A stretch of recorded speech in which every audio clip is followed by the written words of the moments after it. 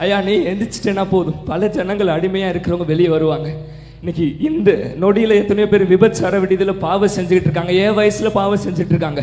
அவனை ரூம் கதவை திறந்து இயேசு நல்லவர் என்னால சொல்ல முடியாது, ஆனா நான் இயேசுவை போல வாழ்ந்தேனா அவன் கண்டிப்பா சபைக்கு வந்துடுவான். இன்னைக்கு இயேசு நல்லவர்னு சொல்றவங்களை விட இயேசு போல வாழ்றவன் தேவை.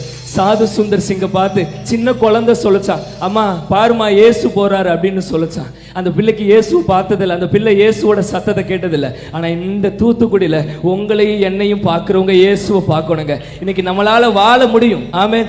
பெங்களூர்ல நான் வாலிபர் மத்தியில் ஒரு செய்தி கொடுத்துக்கும் ஒரு வாலிப பிள்ளை கேட்டுச்சு, பெங்களூர்ல எப்படி நீ பரிசுத்தமா வாழ முடியும்? ஒரு 6 வயது இருக்கிற பிள்ளையை கூப்பிட்டு இந்த ஃபுல் ஃபீட்டை தூக்குன்னு நான் சொல்ல மாட்டேன் பாப்பா, ஏன்னா 6 அறிவு இருக்கிற எனக்கு தெரியும் இந்த பாப்பாவால ஃபுல் ஃபீட்டை தூக்க முடியாது.